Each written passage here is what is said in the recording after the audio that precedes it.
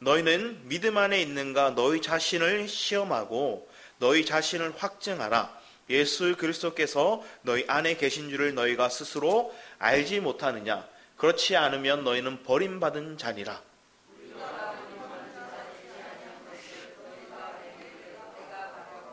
우리가 하나님께서 너희로 악을 조금도 행하지 않게 하시기를 구하노니 이는 우리가 옳은 자임을 나타내고자 함이 아니라 오직 우리는 버림받은 자 같을지라도 너희는 선을 행하게 하고자 함이니라.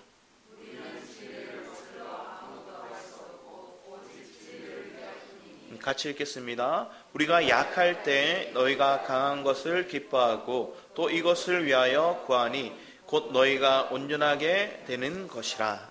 아멘. 누군가 여러분에게 잘 살고 있습니까? 이렇게 질문하면 여러분 어떻게 대답할까요?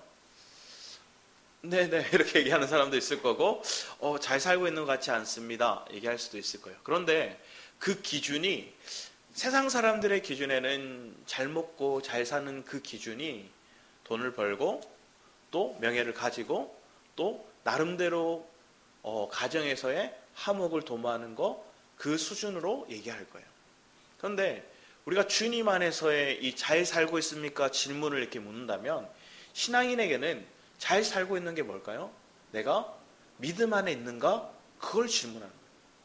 내가 잘 살고 있습니까? 그러면 네, 내가 그리스도 안에 있습니다. 이 고백이 여러분에게 나온다면 여러분은 이미 잘 살고 있는 거예요. 그런데 내가 믿음 안에 있다 얘기를 해놓고 우리는 뭘 할까요? 자주 방탈출하듯이 그리스도 안을 막 탈출해요. 그래서 믿음에서 떠나서 내 멋대로 내 생각대로 살아가는 거예요. 그런데 저 자신에게도 이렇게 묻게 되는 시간들이 있었어요. 지난주 이렇게 주일 예배를 마치고 이렇게 하윤이랑 그 주아랑 이렇게 놀고 주아를 장로님 댁 이렇게 데려다주러 이렇게 갔어요. 그래서 주아를 내려주고 오는 길에 그 옆길로 이렇게 빠져나오는데 그 장로님 댁 근처에 큰 지금 빌딩이 요식업체 같은 이렇게 큰 빌딩이 세워졌거든요. 그래서 제가 그 빌딩을 이렇게 지나는데 차들이 쫙 이렇게 늘어서 있는 거예요. 차들이 엄청 많은 거예요. 그래서 제가 얼떨결에 나왔던 말이 뭐냐면 저기 망할 줄 알았더니 안 망하고 잘 되네 이렇게 얘기했어요. 그랬더니 뒤에서 하윤이가 듣더니 아빠는 담임 목사가 왜 그렇게 얘기를 해요? 이렇게 얘기하는 거예요. 8, 9살짜리가 이제 저에게 아빠는 담임 목사인데 왜 그렇게 얘기하냐는 거예요. 순간 해머로 막 망치를 맞은 것 같았어요. 그래서 내 말에 나도 모르게 뭐란 거예요? 저주를 퍼붓고 있었구나. 내 말이 제 생각 가운데 그 건물이 엄청 큰데 저 건물이 짓고 저 건물을 유지하려면 엄청난 사람들이 와야 될 텐데 여기 그만큼 유동 인구가 있을까? 내 인간적인 계산법 또 평일에 이렇게 지나다니면서 거기 텅텅 비어 있는 걸 보니까 그게 제 안에 이렇게 쌓여 있는데 그날따라 주말이라서 차가 쫙 서 있으니까 망할 줄 알았는데 잘 되네 이 말이 이 아이의 소리는 아빠가 왜 저 건물을 보고 왜 망할 거라는 말을 하나 이렇게 얘기하는 거예요. 그런데 일일만 있었던 게 아니라 수요일에 아침에 일어났는데 하영이랑 하윤이가 저에게 왔어요. 그래서 하윤이를 먼저 안아주고 또 조금 있다가 하영이가 와서 하영이를 이렇게 안아주면서 제가 뽀뽀를 해줬거든요. 뽀뽀를 해주니까 하윤이가 이렇게 쳐다보고 있는 거예요. 뭔 거예요? 자기는 뽀뽀 안 해줬거든요. 그러더니 아빠는 나를 안 사랑해 이러면서 나가더니 커다란 짐가방에다가 짐을 막 싸는 거예요. 그래서 짐 보따리가 이만큼 쌓여서 자기 방에 이만큼 있는. 그리고 할아버지 할머니한테 전화해서 오늘 금요일에 오늘 수요일인데 금요일에 마산 내려갈 거라는 거예요. 금요일에 마산 내려갈 거라고. 왜 오늘 가지 왜 안 가냐? 오늘은 친구랑 약속이 있어서 친구 집에 가고 또 목요일은 눈썰매장 가니까 가고 그래서 금요일날 가겠다는 거예요. 그래서 금요일날 가겠다고 짐을 정말로 자기가 들지도 못할 정도로 장난감, 책, 자기 옷 이만큼 쌓아놨어요.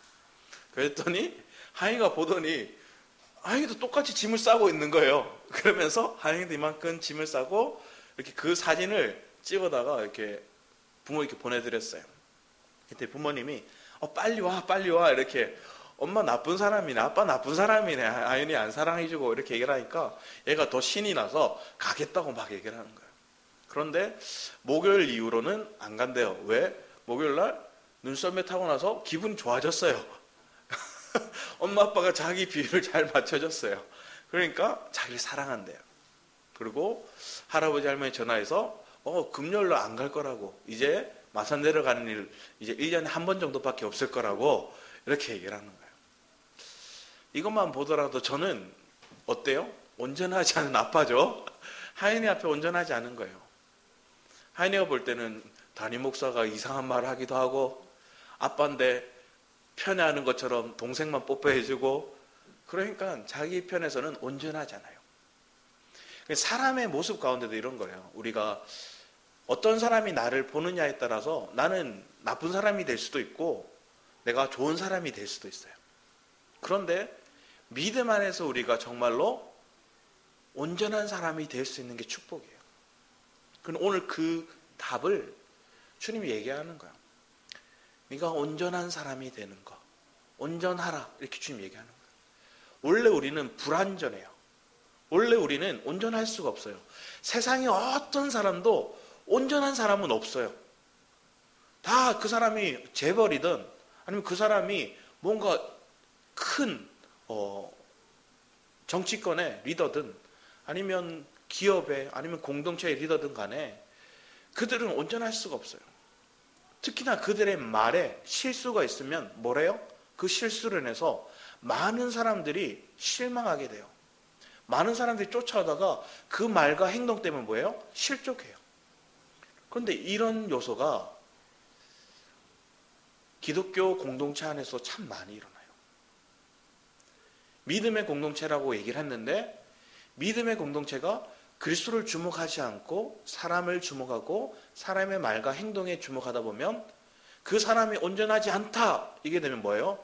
저 사람 좋은 사람에서 나쁜 사람으로, 저 사람이 나에게 좋은 유익이 되는 사람에서 나에게 실족해 하는 사람으로 금방 바뀌어버리는 거예요. 이게 우리의 마음이에요. 이게 우리의 생각이에요. 그런데 이런 생각을 우리가 가지게 될 때 사단이 틈타지 못하게 해야 되는 거예요. 사단이 우리의 마음에 틈타지 못하게 해야 되는 거예요. 저 상대가, 저 환경이, 저 모습들이, 저 문제가 나를 실족하게 하고 무너뜨린 게 아니라 실상은 뭐예요? 내가 믿음 안에서 떠났기 때문에 실족한 거예요. 내가 실망하는 거예요. 왜 여러분들이 실망하냐는 거예요. 그 실망감이 절망으로 빠지게 만들고 무기력하게 만들고 더 나아가서 여러분 뭐 하게 돼요? 모든 게 무의미하게 보이고 그래서 자기 생각대로 그냥 결정하고 살아가는 거예요. 그런데 오늘 말씀을 이렇게 보면 주님이 처음에 이렇게 얘기를 하죠. 너희는 믿음 안에 있는가 너희 자신을 시험하고 얘기를 해요. 그런데 이걸 누구한테 얘기했어요? 지금 바울이 고린도 교회에 얘기했어요. 자, 고린도 교회는 지혜가 많다고 얘기했어요. 지식이 충만하다 얘기했어요. 잠시만요.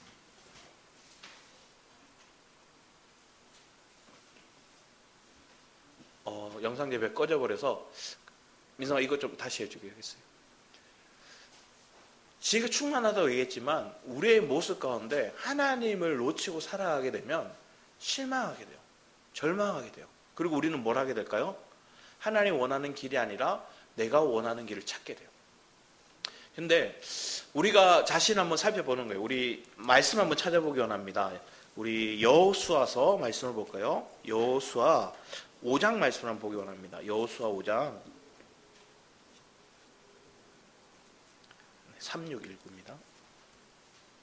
여호수아 5장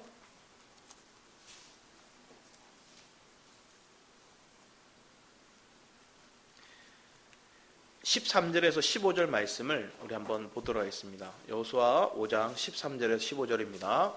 같이 한번 보도록 하겠습니다. 여호수아 5장 13절에서 15절 같이 한번 읽도록 하겠습니다. 시작. 여호수아가 여리고에 가까이 이르렀을 때 눈을 들어본즉 한 사람이 칼을 베어 손에 들고 마주 서 있는지라.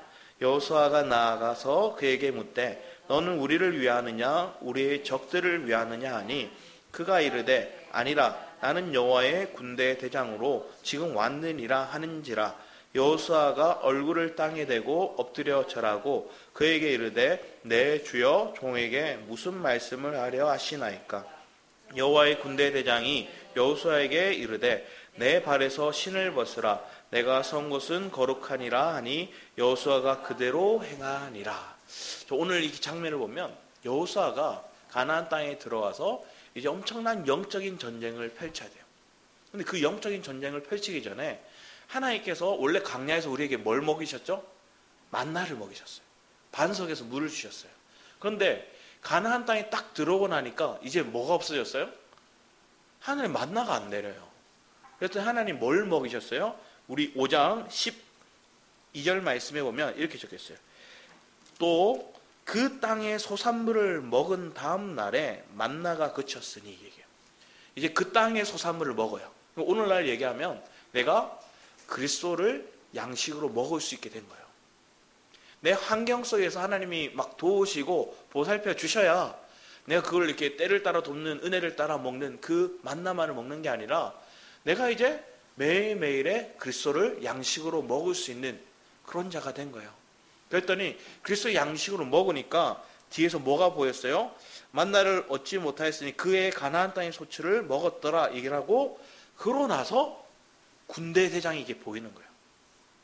그러니까 영적인 의미 속에서 얘기한 건 뭐냐 하면 내 삶 가운데 내가 이제 그리스도를 양식으로 먹을 수 있는 위치가 되어야 여러분 삶에 군대 대장이 누군지를 알게 된다는 거예요.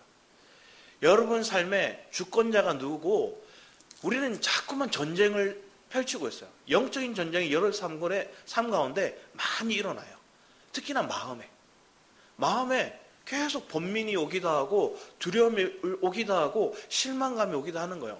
그런데 그 영적 싸움이 올 때 여러분들이 예수를 양식으로 먹으면 뭘 하게 될까요? 나를 앞서서 먼저 가시는 분이 여호와의 군대 대장이 앞서 가시는 거구나 그걸 보게 되는 거예요. 그러면 여러분 삶의 군대 대장 되시는 그 그리스도가 여러분 앞서서 가심을 믿으면 우리는 뭐 하면 돼요? 따라가기만 하면 돼요. 그런데 대부분의 사람들이 따라가기보다 먼저 예수를 양식으로 먹지 못하니까 누가 나를 보호하고 누가 나를 지키는지를 모르는 거예요. 그래서 나 스스로 지키려 하고 나 스스로 전쟁에 뛰어드는 거예요. 그러면 우리는 뭐예요? 패배할 수밖에 없어요. 질 수밖에 없는 거예요. 세상에 여러분들이 나가서 헤쳐나가려고 생각해보세요. 돈을 벌거나 아니면 뭔가 직장생활을 하거나. 그런데 하나님의 지혜 없이 내가 나아가면 나보다 학벌 좋고 나보다 능력 많고 나보다 스펙 좋은 사람들이 꽉 찼어요. 근데 그들에게 뒤처질 수밖에 없는 거예요. 그런데 우리는 하나님이 나의 군대 대장이 돼서 나를 이끌어 가시면 하나님은 처음과 끝을 아시고 어느 때 어느 타임에 또 그 사람들의 마음이 어떠할지 그 사람의 환경을 나는 모르지만 주님은 아시고 그 마음을 아시고 그 때를 아시는 분이 주님이시라는 거예요. 그럼 그 주님이 나에 앞서서 내게 주시는 말씀을 따라 나아가게 되면 우리는 이길 수밖에 없다는 거예요. 우리는 이미 이겨놓고 나아가는 거예요. 왜? 예수로서 다 이기셨거든요. 그런데 그런 믿음을 내가 붙잡고 살아가는지 아니면 내가 한 발짝 물러서서 여전히 내가 온전해지려고 내가 맞서서 싸우려고 하면 우리는 패배할 수밖에 없어요. 질 수밖에 없다는 거예요. 그런데 왜 지는 싸움을 우리가 계속 하려고 하냐는 거예요. 우리로서는 패배할 수밖에 없어요. 그래서 우리 고린도서 뒤에 말씀 12장 말씀에도 보면 고린도서 12장 9절 말씀에 이렇게 얘기를 해요. 12장 9절에 나에게 이르시기를 내 은혜가 내게 족하도다 이는 내 능력이 약한 데서 온전하여 짐이라 하신지라. 그러므로 도리어 크게 기뻐함으로 나의 여러 약한 것들에 대하여 자랑하리니 이는 그리스도의 능력이 내게 머물게 하려 함이라. 그러므로 내가 그리스도를 위하여 약한 것들과 능력과 궁핍과 박해와 공고를 기뻐하노니 이는 내가 약한 그때의 강함이라. 바울이 고백하는 거예요. 내가 약함을 자랑한다. 내가 약할 때 온전해진다. 왜? 더 이상 내가 나서서 싸우지 않으니까. 내가 앞서가지 않으니까. 내가 약한 거라니까 강함이 되시는 그리스도께 뭐 하는 거예요? 찰싹 뒤에 달라붙는 거예요. 그분께 붙어 있으니까, 그분 뒤에 서니까 우리는 뭐예요? 이제 더 이상 두렵지 않는 거예요. 더 이상 염려하지 않은 거예요. 여러분 삶이 그러한 삶을 인식하고, 그래서 날마다 그리스도가 나에게 주시는 양식을 먹고 주님과 동행하고 있다면 여러분 뭐 하면 돼요? 여러분 이제 강함을 자랑하면 돼요. 왜? 내가 잘나서 자라는 게 아니에요. 내가 뛰어나서 자라는 게 아니에요. 내가 저 사람만큼 스펙을 쌓아서 자라는 게 아니라 나의 강함이 되시는 그리스도가 나의 군대 대장이 되셔서 내 앞서서 내 길을 인도하신다. 그 믿음을 붙잡고 있기 때문에 나는 자랑하는 거예요.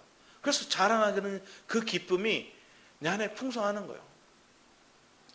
우리 말씀을 보면 앞에서 여호수아나 갈렙이나 그들이 고백했던 것들이 있어요. 뭐라고 얘기했냐면 그들은 하나님께서 자기들 신실하신 그 하나님께서 지켜주신다는 거예요. 여호수아서 14장 말씀 볼까요? 여호수아 14장 말씀에 보면 먼저 군대 대장 되시는 그 주님이 그들 앞에 섰어요. 그리고 여리고성을 승리케 하셨어요. 그런데 그 주님을 의지할 때는 승리하지만 그 주님을 의지하지 않을 때는 아이성에서 실패해요. 그러다가 14장 말씀에 보면 14장 8절 9절 말씀을 여러분 한번 읽어주시겠어요? 여호수아서 14장 8절 9절입니다. 여호수아 14장 8, 9절 같이 한번 읽어주셨습니다. 시작.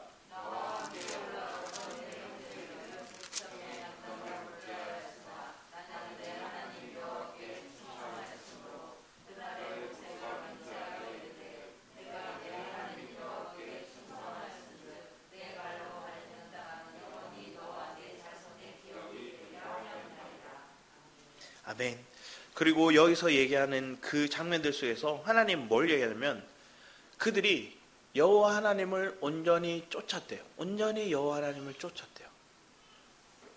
그리고 신명기 말씀에 보면 신명기 1장 36절 말씀에 보면 갈렙을 향해서 갈렙은 하나님을 온전히 순종했대요. 온전히 순종하는 사람이 갈렙이었대요. 여호수아 갈렙만이 어떻게 해요? 출애굽한 사람들 중에서 유일하게 가나안 땅을 받는 사람이죠. 나머지는 1세대들은 다 어떻게 해요? 다 죽어요. 1.5세대들 20세 이하의 사람들과 광야 가운데 40년 동안 광야 생활 가운데 살았던 사람들만이 살아서 가나안 땅에 들어가요. 자, 그런데 이렇게 고백해놓고 사사기 말씀을 이렇게 보면 사사기 2장을 볼까요? 사사기 2장 10절 말씀을 먼저 볼까요? 사사기 2장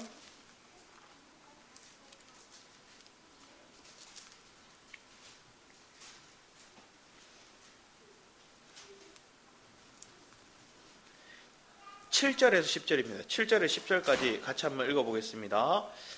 사사기 2장 7절에서 10절입니다. 시작.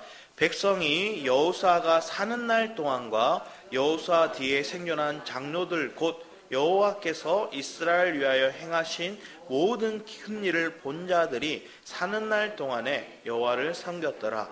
여호와의 종 눈의 아들 여호수아가 110세의 죽음에 우리가 그의 기업의 경내 에브라임 산지 가스산 북쪽 딥낫 헤레스에 장사하였고 그 세대의 사람도 다 그 조상들에게 돌아갔고 그에 일어난 다른 세대는 여호와를 알지 못하며 여호와께서 이스라엘 위하여 행하신 일도 알지 못하였다. 자, 여기서 문제는 뭐냐? 다른 세대예요. 여호와의 그 역사하심을 경험하지 못했고 가나안 땅에 이르기까지 또 여호수아와 함께 가나안 땅에 전복 전쟁을 일으켰던 그 경험을 해보지 못했던 세대들, 그 다른 세대들은 뭘 한대요? 여호와도 모르고 여호와가 어떻게 그들에게 일하시는지도 모른대요. 그래서 하나님께서는 그 모르는 자들이 무슨 삶을 사는가 봤더니 그들이 밑에 보면 이렇게 적혀있어요. 곧 그들이 여호와를 버리고 바알과 아스다롯을 섬겼으며 우상 숭배를 했다는 거예요. 오늘날 우리에게 얘기하는 거예요. 여러분이 믿음 생활을 했어요? 내가 여호와 하나님께서 나의 군대 대장이 되어서 내 앞서서 살아 계심을 내가 체험했어요? 그런데 그 살아계심을 내가 경험했는데 내 자녀가 그걸 경험하지 못해요. 뒤에 따라오는 후대가 그걸 몰라요. 그럼 그들이 뭐 할까요? 여호와를 쫓을까요? 여호와를 신뢰할까요? 그러지 못했다는 거예요. 그래서 그들에게 하나님께서 뭘 하셨느냐? 그들이 우상 숭배하니까 그들에게 하나님께서 징계와 같은 어려움을 주셨어요. 그 징계와 같은 어려움이 뭔가를 봤더니 3장의 1절 말씀 보면 이렇게 적혔어요. 여호와께서 가나안 모든 전쟁을 알지 못한 이스라엘을 시험하려 하시며 이스라엘 자손과 세대 중에 아직 전쟁을 알지 못하는 자들에게 그것을 가르쳐 알게 하려 하사 남겨두신 이방 민족들은, 이렇게 한번 우리 여기 영상을 보실까요? 사진을 보면 저기 므낫세, 베냐민, 시몬, 유다, 에브라임, 이거는 12지파예요. 조금 어둡지만 12지파에게 하나님 주신 땅들이에요. 근데 그 땅 옆에 뭐가 있어요? 저 시몬 옆에 뭐가 있어요? 블레셋이 있고, 그 블레셋 밑에부터 시작해서 뭐가 있느냐? 애굽이 있어요. 그리고 그 밑에 보면 에돔이 있고, 또 그 위에 보면 모압이 있고, 암몬이 있고, 더 뒤에 보면 위에 아람이 있어요. 더 밑에 내려가면 미디안이 있어요. 또 이 시몬 밑에 쪽에 보면 원래 아말렉 족속들도 있었어요. 아말렉, 애굽, 에돔, 아람, 모압, 암몬, 이런 나라들이 주변에 삥 둘러 있어요. 삥 둘러서 뭐 하고 있어요? 이 이스라엘 백성들을 그냥 둘러싸고 있는 것처럼 보여요. 하나님께서 지금 그 얘기하는 거예요.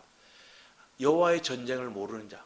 그러니까 애굽에서 그들을 건져내어 가나안 땅으로 오게 하신 주님, 또 정복 전쟁을 통해서 가나안 땅 이 12지파에 주신 그 땅들을 차지할 때 하나님께서 그들과 함께 하셔서 그 땅을 차지한 걸 경험해 보지 못한 세대들에게 뭘 주셨대요?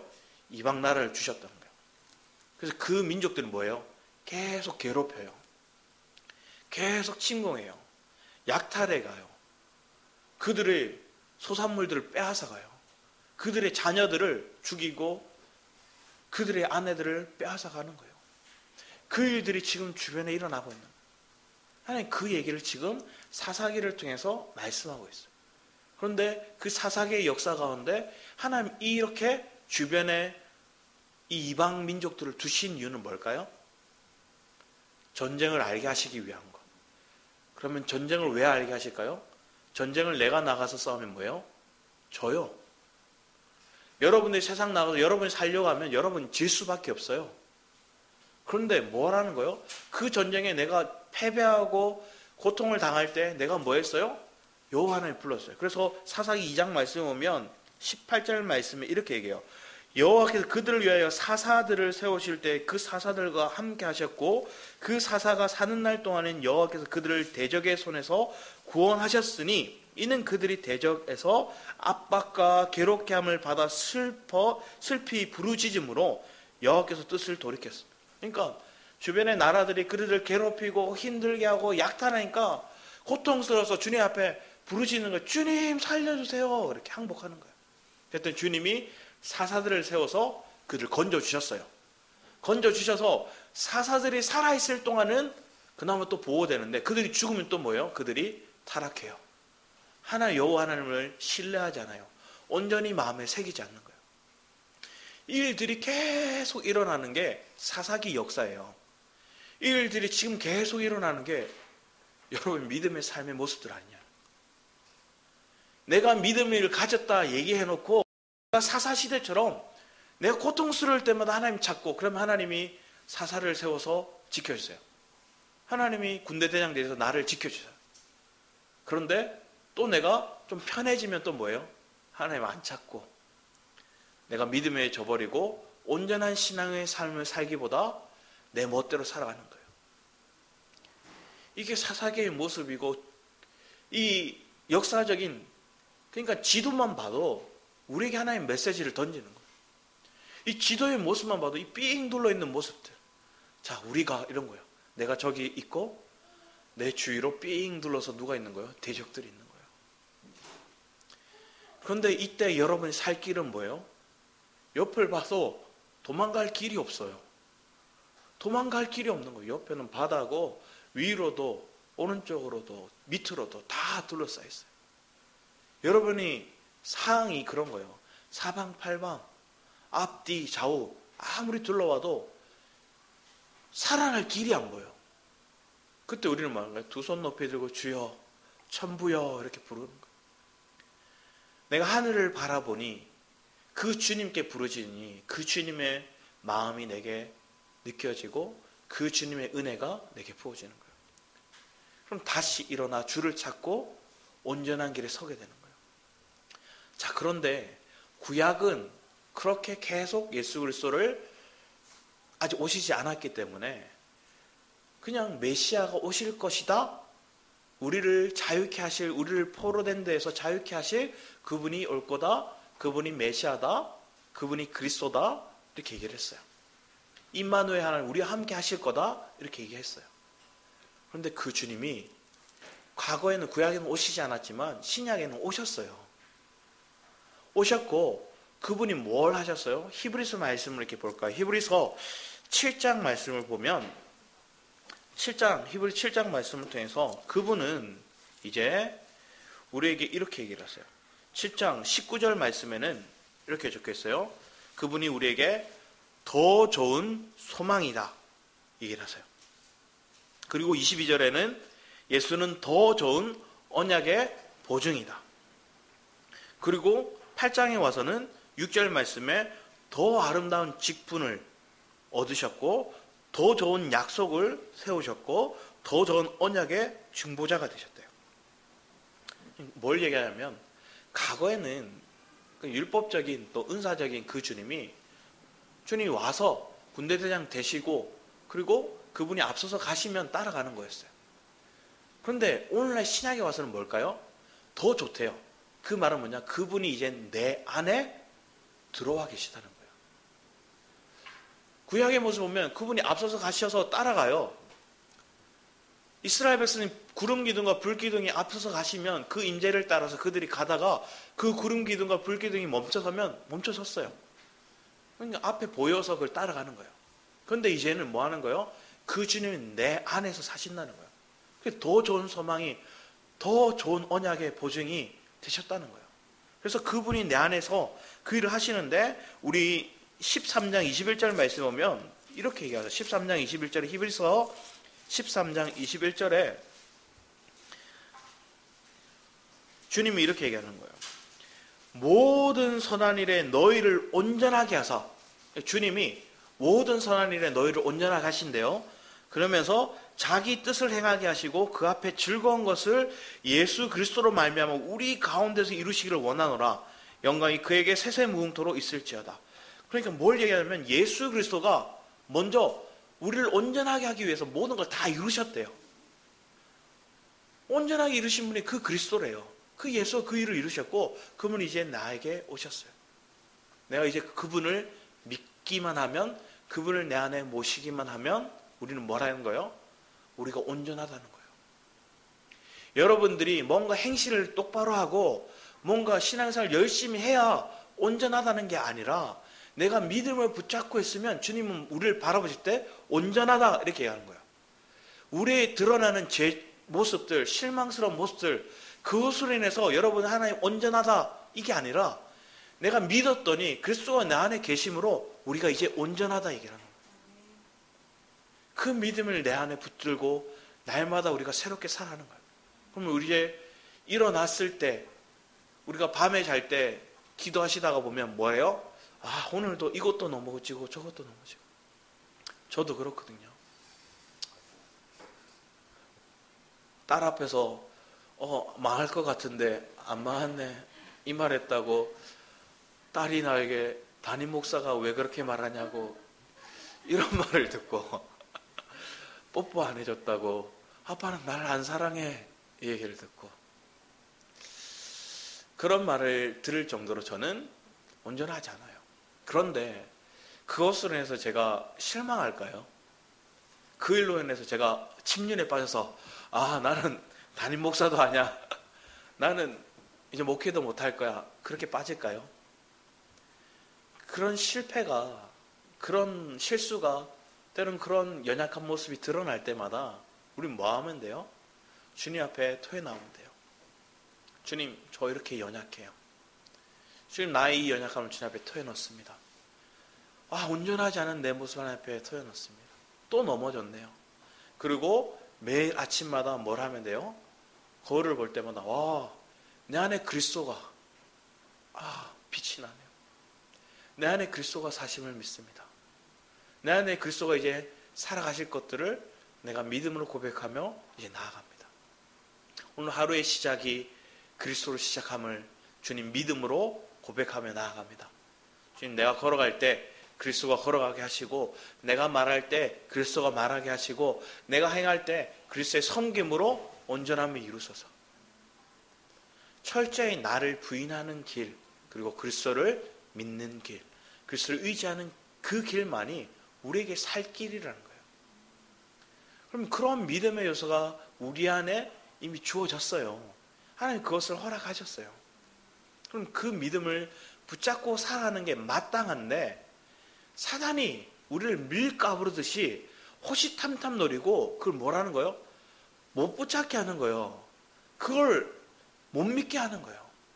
왜? 번민에 빠지게 만들고, 내 생각이 불안하게 만들고, 내 생각이 분주하게 만들어서 거짓에 잡히게 만들어요. 속임수에 잡혀요. 그래서 내가 이렇게 넘어졌으니까 하나님 나를 안 사랑하실 거야? 하나님, 내가 이렇게 실수가 많으니까 하나님 나를 안 사용하실 거야? 하나님 나를 사랑하시지도 않고 날 사용하시지도 않을 거라는 그런 막연한 생각들이 내 마음 가운데 막 이렇게 와요. 쓸모없는 존재처럼. 근데 그게 착각이에요. 왜? 원래 하나님 그런 줄 알아요, 우리가. 원래 우리가 쓸모없는 줄 알아요. 그래서 우리를 뭐 한 거예요? 십자가에 폐기 처분한 거예요. 폐기 처분한 게 근데 살아서 뭘 하려고 그런 거예요? 또 하나님 일을 하려고 그러고 하나님을 사랑하려고 하는 거예요. 그러면 하나님 뭐래요? 그렇게 못해 하고 또 실패된 내 모습, 온전한 내 모습을 보여주시는 거예요. 그러면 사단이 또 틈을 타서 거봐! 참소하는 거예요. 그러면 이때 사단의 참소를 이길 수 있는 길도, 또 내 마음의 자아의 속상임을 십자가에 넘길 수 있는 길도 오직 그리스도 앞에 나아가서, 십자가 앞에 나가서 나는 죽고 그리스도가 사십니다를 고백하는 거예요. 어제 잠시 얘기했지만 청년들이 이런 얘기를 했어요. 우리 속에 쓴뿌리가 나올 때가 있어요. 그러면 많은 사람들이 쓴뿌리가 나올 때 뭘 하라고 얘기해요? 쓴뿌리가 나오면 뭘 하면 된다고 그래요? 내적 치유하세요. 이렇게 얘기를 해요. 내적 치유하라고 이렇게 얘기를 하는 거예요. 쓴뿌리로 나오면 내적 치유하라는 거예요. 그리고 내적 치유를 하면 그 쓴뿌리를 더 깊이 세밀하게 파고 들어야 된다고 생각해요. 자, 그런데 여러분 한번 생각해 보세요. 여러분 안에 내 속에 내 장기가 파열됐어요. 그러면 뭘 하면 돼요? 수술해야 되잖아요. 그런데 여러분들이 배를 가르고, 여러분이 마취를 하고, 여러분이 거기 있는 피를 다 닦아내고, 그 상처된 부위를 보고, 여러분이 꼬매고, 이렇게 할 수 있어요? 못해요. 그런데 내적 치유라는 게 그런 거예요. 내 상처를, 내가 어느 부분에 상처를 입고, 어느 부분에서 문제가 생긴지 그걸 파고들고, 그거를 끄집어내고, 그걸 치유하라는 거예요. 그런데 어떤 사람이 은혜에 사로잡혔으면 그 치유가 돼요. 그걸 발견하고 쓴뿌리가 드러날 때마다 십자가에 넘기고 은혜를 붙잡으면 치유가 돼요. 그런데 나 스스로 은혜를 붙잡고 은혜에 사로잡히지 않고 앞에서 얘기했듯이 땅의 수산물을 내가 먹을 수 있는, 그리스도를 양식을 먹을 수 있는 그 힘이 없는 사람들은 뭘 할까요? 쓴뿌리를 드러내면 드러낼수록 뭘 해요? 처음에는 막 감격해서 눈물 흘려요. 이런 나를 하나님 사랑하시지. 그런데 또 넘어지게 되면 사단이 또 참소하는 거예요. 사단이 참소하면, 그 쓴뿌리에 대한 참소가 들어오면 그 사람들은 이겨낼 재간이 없어요. 그래서 뭐래요? 더 타락해요. 더 죄의 구렁텅이 빠져요. 더 실망감에 빠지고 더 좌절감에 빠지는 거예요. 그래서 내적 치유가 오류가 있는 게 여기 있는 거예요. 내가 그리스도 안에 말씀에 먼저 사로잡히면 내적 치유는 이미 치료됐어요. 이미 다 이루어졌어요. 왜? 그리스도가 내 안에서 이루신 걸 믿기 때문에. 근데 그 그리스도가 내 안에서 모든 걸 치료하시고 회복하셨다는 걸 믿는 믿음이 없는 사람에게 그 쓴뿌리를 드러내라 그러면 그 사람 뭐 하는 거예요? 처음에는 드러내는 거 좋은데 뭔가 마음이 자유한 것처럼 느껴지는데 환경에 돌아가면 뭐예요? 못 이겨요. 어떤 사람이 능력이 출중해서 영적인 능력으로 은사적으로 사단을 그 사람에게 빼어내요. 그래서 성령의 이름으로 그 사람이 안수하고 사단을 귀신을 뽑아냈어요. 근데 그 사람이 집에 가요. 그 사람 뭐예요? 7 귀신이 다시 잡혀와요. 뭘 얘기하는 걸까요? 사단이 나를 잘 알아요. 내가 이길 수 있는지, 내가 사단에게 패배할지. 그 틈을 사단은 잘 알고 있어요.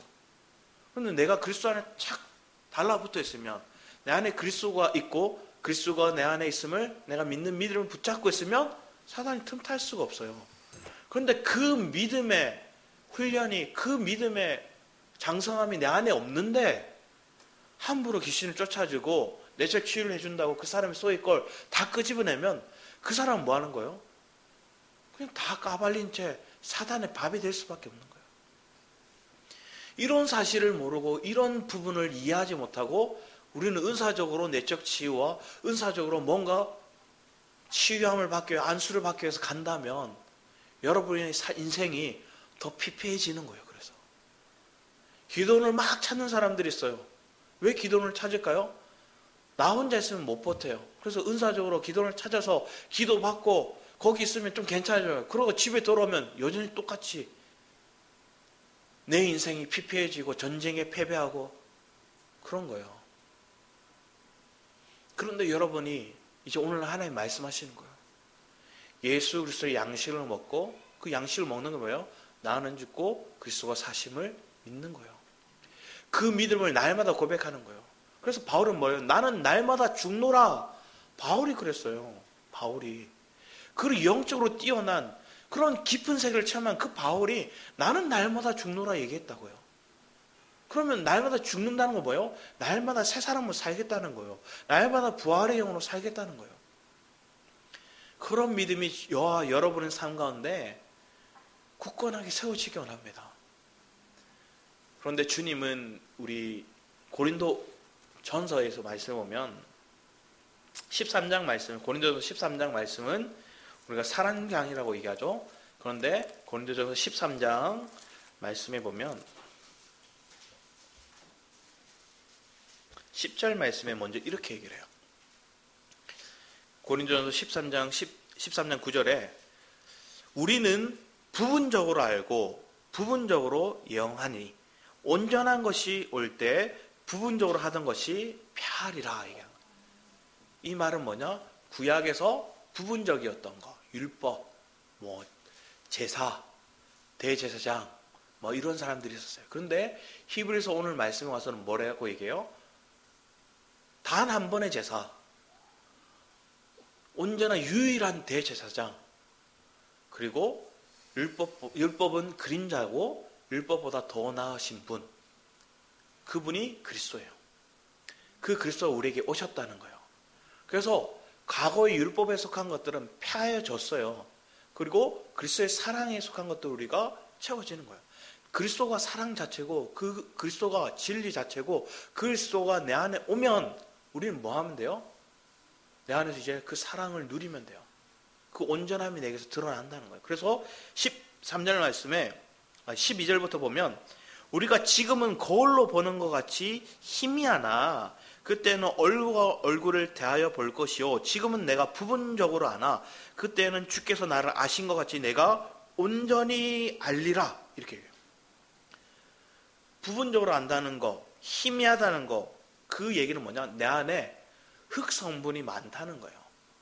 내 이 안에 육의 성분, 내 자아가 아직 강하다는 거예요. 그래서 하나님께 그 자아를 처리하기 위해서 주변에 이방 민족들 많이 두셨어요.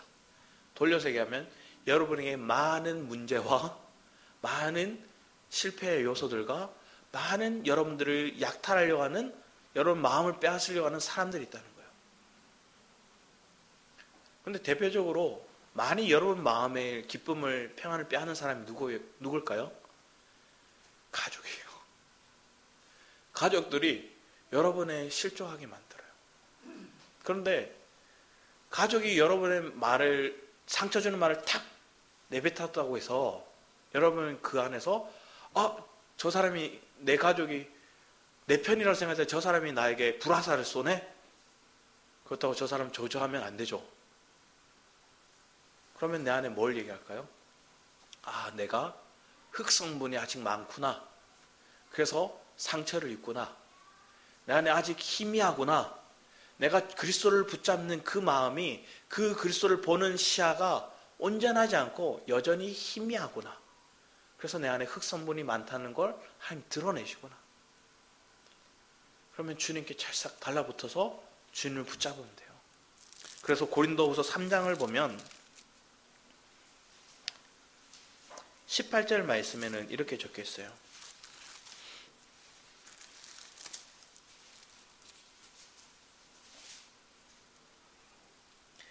우리가 다 수건을 벗은 얼굴로 거울을 보는 것 같이 주의 영광을 보매 그와 같이 형상으로 변하여 영광에서 영광에 이르니 곧 주의 영으로 말미암음이니라.